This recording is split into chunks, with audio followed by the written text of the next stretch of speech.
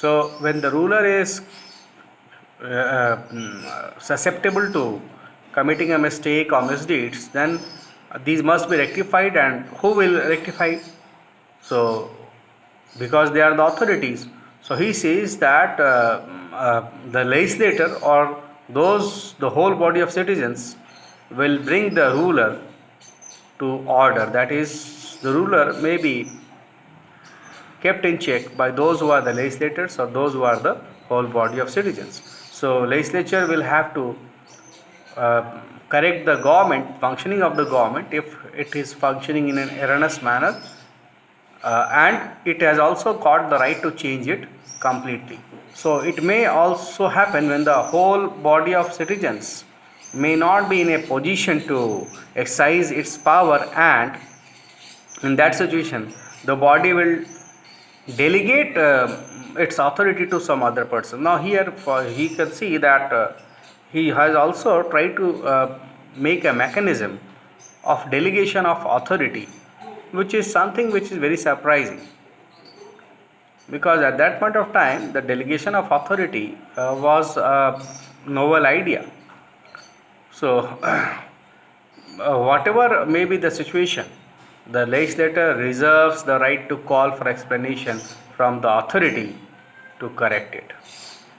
Here we can find that the role of the legislator is very much vital, and the legislator activities and alertness makes the sovereignty a popular sovereignty. Now, why did Masli of Padua gave so much importance and entrusted so much important responsibilities to the legislator or to the ruler? Now, there is a definite purpose for doing all these things, especially in the 12th and 13th century. Actually, enunciating the doctrine of popular sovereignty was in order to cut the wings of the church.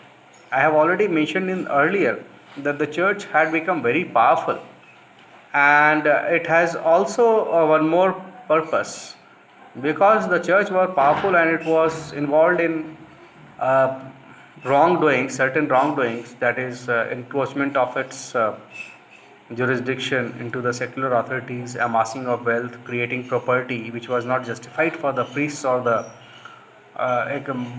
authorities of the ecclesiastical bodies. The second was he also wanted to avoid any possibility of class rule. He had declared quite explicitly that he was against any class government. So Marsilio was there in the 13th, 14th century, and in this time there were very big gross economic and other forms of inequalities. That's why he was having a perception, he was apprehending, he was having an opinion that there might be a class rule, and this class rule might hamper the development of the state. And he thought uh, that the church must be contained in such a manner that the church must not encroach into the functions of the secular authorities, and must not hamper the development in the society. So the activities in order to bring tranquility and peace and security within the social circles, it was necessity what Masli of Padua thought, that it was a necessity that the church must be contained, and the boundaries between church and the state must be uh, delimited. That is, it must be uh, uh, arranged in such a manner that the both organizations perform their functions in their fullest capacity. And Masleo it was not very much clear uh, that the church had any role to play in the affairs of the state. he actually was of the view that there is no evident necessity of the priest. Yet in all societies, because the religion and the ecclesiastical organizations are found, hence they may be allowed to stay in the state. Though he was very much critical of papal authorities, and he was anti-papal authorities, but still he understood that uh, each law cannot reach everywhere and it cannot provide every good, each and everything to the community. So in this situation, the true function of the church or the church authorities, that is the priests, was to supplement the action of the police and the judge by the fear of hell. That is, the church must arouse a sense of fear in the minds of the people, that they will do, if they do not conform to the rules made by the state, if they do not support the actions of the police or the judge, then they will have to spend their lives in hell. So, fear of hell prevents man or men from doing unlawful and perverse activities which are harmful for the society. So, Christian and when we discuss about Christian revelations, it clearly says that, and of course, it's very much assertive in nature, that there is a future life. That is, there are two lives, one in this world, another is in the another world. And the well-being of that life, in another world life, depends that there is a, it depends upon the scrupulous adherence, that is, adhering to the laws or the principles and the revelations propagated by the church.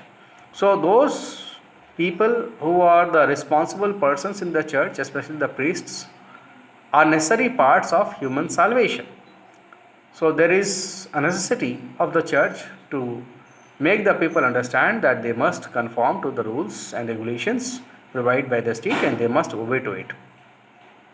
So regarding church, as the most important function of temporal power is to recognize and maintain it. And beyond this, the temporal authority has no need of encroaching into the ecclesiastical authorities or the religious authorities, and the vice versa. Similarly, religious authorities also have got no say in the affairs of the state authorities, and let the state authorities conform to their own duties, maintain their own order, and the church authorities will help the secular authorities in bringing up a peaceful society, a society where people are become virtuous, a society where needs of the people are being fulfilled. But here we must understand that the task of the church was to uh, uh, maintain the fear in the minds of the people, that if they do not do good in their life, then they will be going to hell and they will not get salvation. So Marsilio also was of the view that the ecclesiastical organization has no reason to interfere with the activities of the state. And one more very important thing, Marsilio Padua never recognized the special status of Pope. He simply regarded the Pope as a priest. So all the priests, whether it is a Pope or the bishop or anyone else, they were certainly they were only being called a priest who has a very limited role of their own and very limited sphere of their own. So in his opinion, church as such has no rightful or rational claim to any kind of coercive jurisdiction. Being the clergyman, being the priest, they do not have any right to interfere into any kind of state activities, and therefore they will be lacking any coercive jurisdiction, that is, they cannot do anything by force. So neither Pope or clergy have any right to govern or even to speak for the church. So And one more thing, that clergy had no rightful title to property, as well as they were not supposed to amass wealth for them. So Maslo's thinking was very clear. He was very bold and simple in his approach. He deprived the church the power to pass judgment on heresy. So heretics will be punished by the proper authority in the other world on the day of judgment. If the heretics violates any civil law, that is the law of the state, then they will be first tried and punished by the civil authority and not by the church.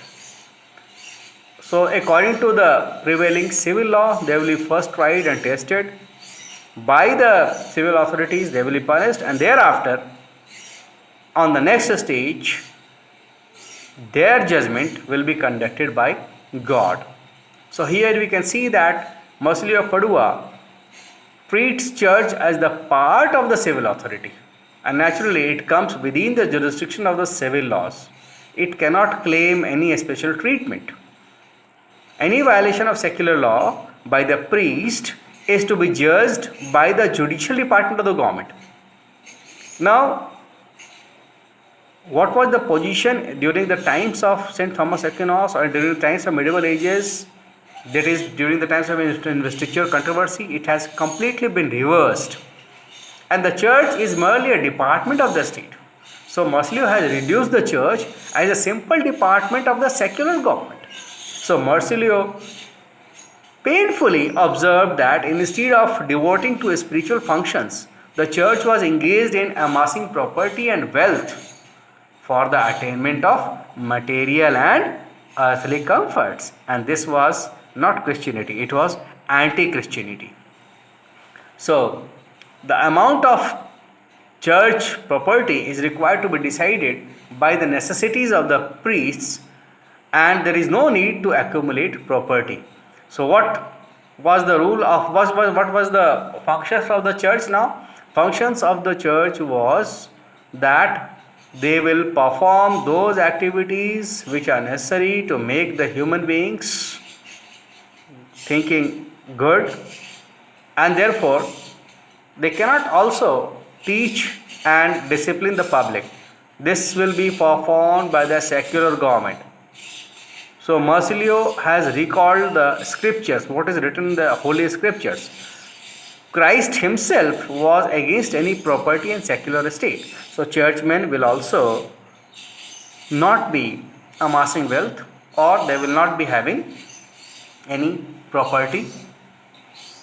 Therefore, Marsilio of Padua never realized the hierarchical structure, never recognized it of the structure of the church.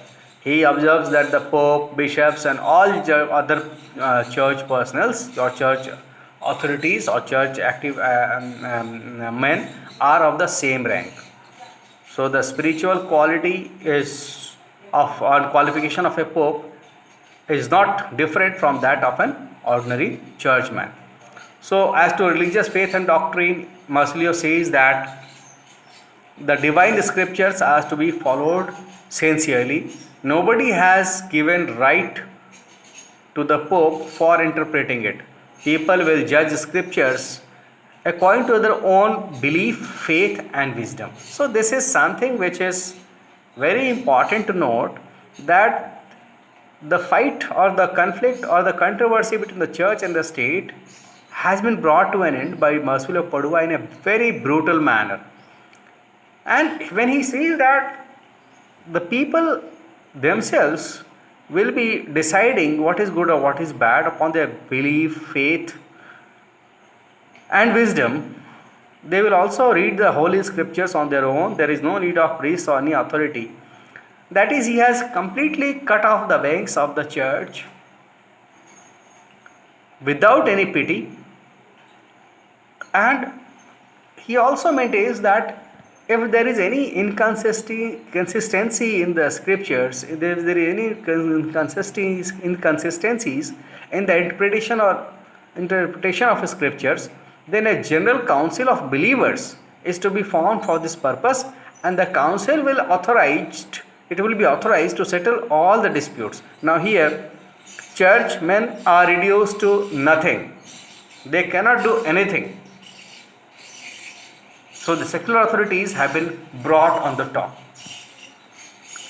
When the council of men will decide, and when they will explain what is right or what is wrong and how it has to be interpreted, then the church authorities have got nothing to do, and his ruthless now as far as Masleo Padua is concerned, he is very ruthless in the demolition of edifice of the dogma and the power which was built upon by the church over centuries, and of institutional growth, of course.